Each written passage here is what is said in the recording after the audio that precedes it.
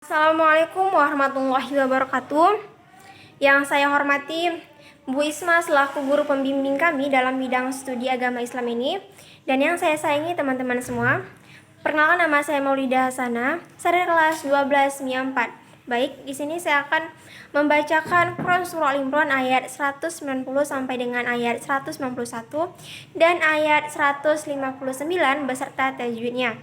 Baik, terlebih dahulu saya akan membacakan Quran Surah Al-Imran ayat 190 beserta tajwidnya. A'udzu billahi minasy syaithanir rajim.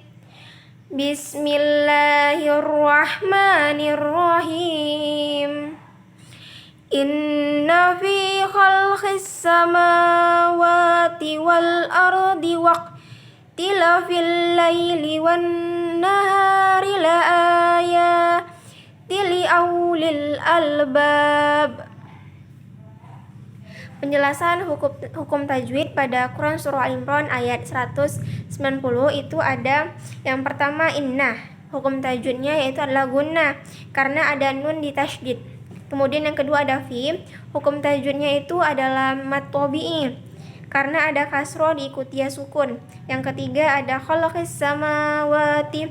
Itu hukum tajwidnya adalah idgham syamsiyah karena ada alif lam bertemu salah satu huruf syamsiyah yaitu huruf sin, dan mad tabi'i karena ada fathah diikuti alif. Dan kemudian yang keempat ada waqtilafi. Itu hukum tajwidnya adalah mad tabi'i karena ada fathah diikuti alif. Dan kemudian yang kelima ada laili. Itu hukum tajwidnya adalah idgham syamsiyah karena ada alif lam bertemu lam. Yang keenam ada wan nahari. Itu hukum tajwidnya adalah idgham syamsiyah karena ada alif lam bertemu nun, dan mad tabi'i karena ada fathah diikuti alif. Lanjut, itu ada yang ketujuh adalah la ayatin li auli. Itu hukum tajwidnya adalah idgham bila gunnah karena ada tanwin bertemu lam. Lanjut, yang kedelapan ada albab. Itu hukum tajwidnya adalah izhar qamariyah karena ada alif lam bertemu alif, dan mad arid li syukun karena sebelum waqaf ada mad tabi'i. Baik, lanjut saya akan membacakan Quran Surah Al-Imran ayat 191 beserta tajwidnya. Bismillahirrahmanirrahim. Allazina yazkurunallaha qiyaman wa qu'udan wa 'ala junubihim wa yatafakkaruna fi khalqis samawati wal ardi rabbana ma khalaqta hadza batilan subhanaka faqina azabannar. Penjelasan hukum tajwid dalam Quran Surah Al-Imran ayat 191 itu ada yang pertama adalah alladzina. Itu hukum tajwidnya adalah idgham syamsiyah karena ada alif lam bertemu lam. Yang kedua ada yazkuruna. Itu hukum tajwidnya adalah mad tabi'i karena ada dhamma diikuti waw sukun. Yang ketiga ada Allah. Hukum tajwidnya adalah tafkim karena ada lam jalalain didahului fathah. Yang keempat ada qiyaman. Hukum tajwidnya adalah mad tabi'i karena ada fathah diikuti alif. Kemudian yang kelima ada qiyaman wa qu'udan. Itu hukum tajwidnya adalah idgham bi gunnah karena ada tanwin bertemu waw tidak dalam satu kalimah. Yang keenam ada wa qu'udan. Itu hukum tajwidnya adalah mad tabi'i karena ada dhamma diikuti waw sukun. Yang ketujuh ada wa qu'udan wa 'ala.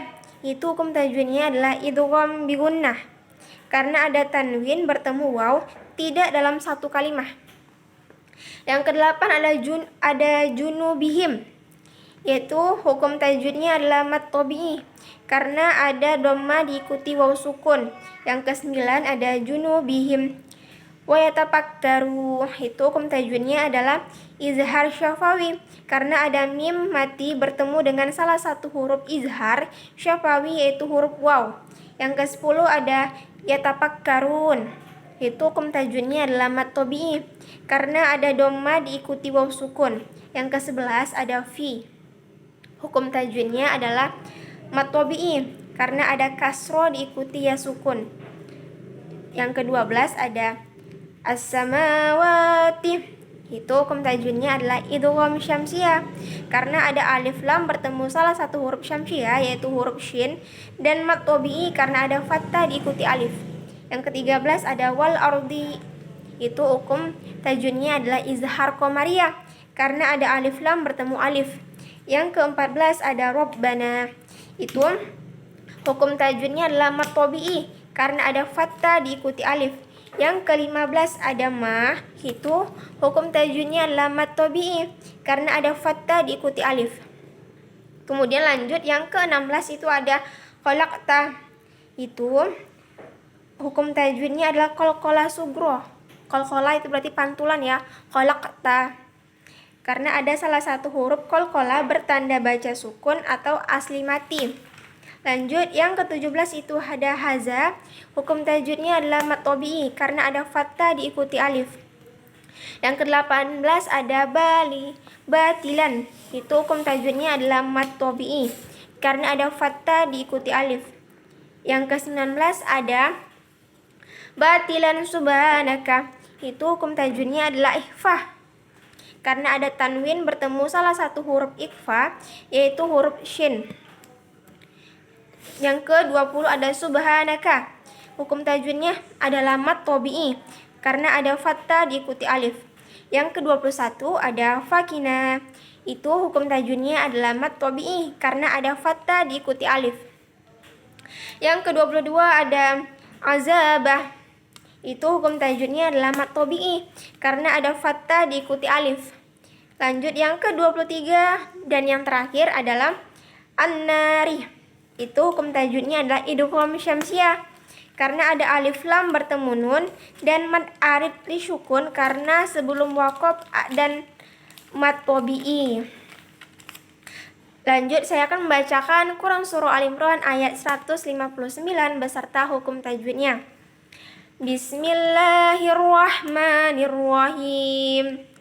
Fabima rahmatim minallahi linta lahum walau kunta fazzan walizal qalbi lan faddu min hawlik fa'fu anhum wastaghfir lahum wasyawirhum fil amri fa iza azamta fatawakkal 'alallah innallaha yuhibbul mutawakkilin. Penjelasan hukum tajwid pada Quran surah Al-Imran ayat 159 itu ada yang pertama adalah fabima. Hukum tajwidnya adalah mad tabi'i karena abjad mim berharokat patah bertemu alif dan setelahnya tidak bertemu hamzah, sukun, waqaf dan tasydid. Baik, yang kedua ada rahmatim minah.